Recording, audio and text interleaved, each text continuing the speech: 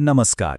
આજે આપણે એક એવા વિષય પર વાત કરવાના છીએ જે ઘર ભાડે આપનાર અને લેનાર બંને માટે ખરેખર ખૂબ જ મહત્વનું છે, અને એ છે મિલકતનો ભાડા કરાર. ચાલો, આજે થોડું જ જટિલ લાગે છે ને, એને એકદમ સહેલી ભાષામાં સમજીએ. ચાલો શરૂઆત એક સીધા સવાલથી કરીએ. શું કોઈ મિલકત ભાડે આપવામાં આવી છે કે પછી ભાડે લેવામાં આવી છે? જો આમાંથી કોઈ પણ જવાબ હા હોય તો આ માહિતી ચોક્કસપણે કામ લાગવાની છે. સારું, તો સૌથી પહેલાં તો એ જ સવાલ થાય કે આ ભાડા કરાર એટલે શું અને એ આટલો બધો જરૂરી કેમ છે, બરાબર ને? કારણ કે આજ તો મકાન માલિક અને ભાડૂત વચ્ચેના સંબંધનો પાયો છે. મિલકતનો ભાડાપટ્ટો, જેને આપણે લીઝ એગ્રીમેન્ટ પણ કહીએ છીએ, એ બીજું કંઈ નહીં પણ મિલકતના માલિક અને ભાડૂત વચ્ચેનો એક પાક્કો, કાયદેસરનો કરાર છે. અને હા, આ કોઈ સામાન્ય કાગળનો ટુકડો નથી. આ એક બંધનકર્તા દસ્તાવેજ છે જે બંને પક્ષો માટે નિયમો અને જવાબદારીઓ એકદમ સ્પષ્ટ કરી દે છે. ચાલો, આને હજી વધારે સારી રીતે સમજવા માટે એક નાનકડું અને સાવ સહેલું ઉદાહરણ લઈએ. માની લો કે રમેશભાઈનું એક મકાન છે અને એ સુરેશભાઈને ભાડે આપે છે. હવે આ બંને ભેગા મળીને જે લિખિતમાં બધી શરતો નક્કી કરે છે ને, બસ એ જ છે મિલકતનો ભાડાપટ્ટો. એકદમ સિમ્પલ, ખરું ને? હવે આપણને તો ખબર પડી ગઈ કે ભાડા કરાર શું છે. તો સવાલ એ છે કે એમાં લખવાનું શું હોય? કઈ કઈ વાતો એમાં ખાસ હોવી જ જોઈએ, કારણ કે આ વિગતો જ કરારને મજબૂત બનાવે છે.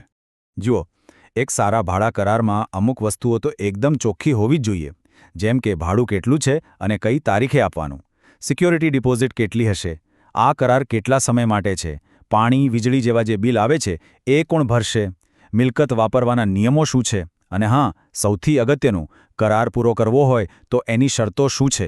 આટલી સ્પષ્ટતા હોય ને તો ભવિષ્યમાં કોઈ માથાકૂટ જ ના થાય. પણ એક વાત જાણવી જરૂરી છે. શું બધા ભાડા કરાર એક સરખા હોય છે? ના, એવું બિલકુલ નથી. જેવી પરિસ્થિતિ એવા કરારના પ્રકાર. સામાન્ય રીતે 3 પ્રકારના કરાર વધારે જોવા મળે છે. પહેલો છે, જે સૌથી કોમન છે, 11 મહિનાનો કરાર. આ મોટા ભાગે ઘરો માટે વપરાય છે અને ટૂંકા ગાળાનો હોય છે. પછી આવે છે લાંબા ગાળાનો લીઝ. આ સામાન્ય રીતે દુકાનો, જમીન કે પ્લોટ માટે હોય છે. અને ત્રીજો અને કાયદાકીય રીતે સૌથી મજબૂત, એ છે રજિસ્ટર્ડ કરાર. આ કોઈ પણ પ્રકારના ભાડા માટે કરાવી શકાય અને કોર્ટમાં તેનો પુરાવો બહુ પાકો ગણાય છે.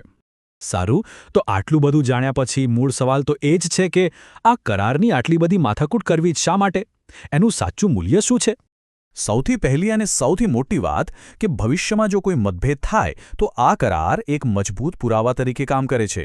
કોઈ પોતાની વાતથી ફરી ન શકે, કારણ કે બધું લેખિતમાં હોય છે. બીજી એક બહુ અગત્યની વાત એ છે કે આ કરાર કોઈ એકનો પક્ષ નથી લેતો. એ મકાન માલિક અને ભાડૂત બંનેના હકોનું સરખું રક્ષણ કરે છે.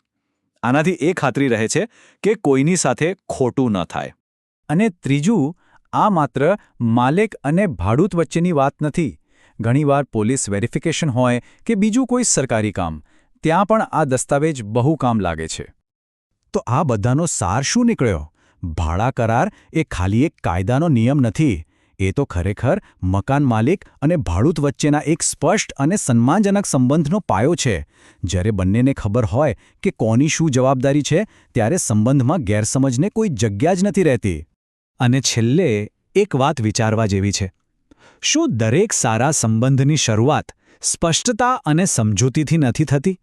તો પછી ભાડાના સંબંધમાં કેમ નહીં?